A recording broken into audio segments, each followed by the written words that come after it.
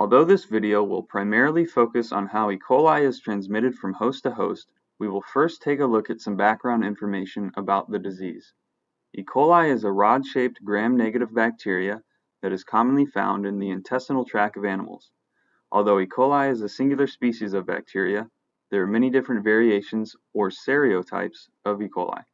While many of these variants reside within the human body without ever causing harm, there are some strains of E. coli that can cause serious illness.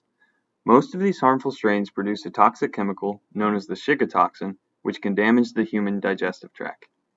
In the case of one especially nasty strain of E. coli 0157H7, symptoms include severe abdominal cramps, bloody diarrhea, and vomiting. For a healthy adult, most of these symptoms subside within 7 days, but for the youth and elderly, these acute symptoms can give way to chronic health problems. From kidney failure to death, the potential implications of the disease make it one that should not be written off as insignificant. In the video to come, we will examine the means by which E. coli can be transmitted throughout and persist within the environment. Along the way, we will highlight some key ways of preventing transmission so that you can play an active role in mitigating E. coli's negative impacts. There are two key terms that you should know before we discuss disease transmission: a vehicle and a reservoir. A vehicle is an inanimate object on which a disease can exist until it is transmitted to its next host. A reservoir is an environment or organism in which the disease not only exists, but thrives, drawing most of its sustenance from the reservoir itself. Let's take a look at these words in the context of E. coli. The primary means by which E. coli is transferred is the fecal-oral route, meaning feces from an infected organism is ingested by a healthy individual. Before we go any further, we should clarify that this is often not a direct transmission. Unless you eat a healthy serving of poop soup on a daily basis, you are much more likely to obtain E. coli from a middleman, aka a disease vehicle. Let's take a look at an example. Suppose a chicken is infected with E. coli. For the time being, the chicken serves as the reservoir for the disease. During slaughter, some of the feces from the chicken's intestines makes it into the meat, contaminating it with E. coli. In this case, the piece of meat has now become a vehicle for the disease. The meat is packaged, shipped, bought, and prepared, and it is at this point in the process, preparation, that things get a little tricky. If and only if the meat is cooked thoroughly and does not touch other items before cooking, will the transmission of E. coli be stopped.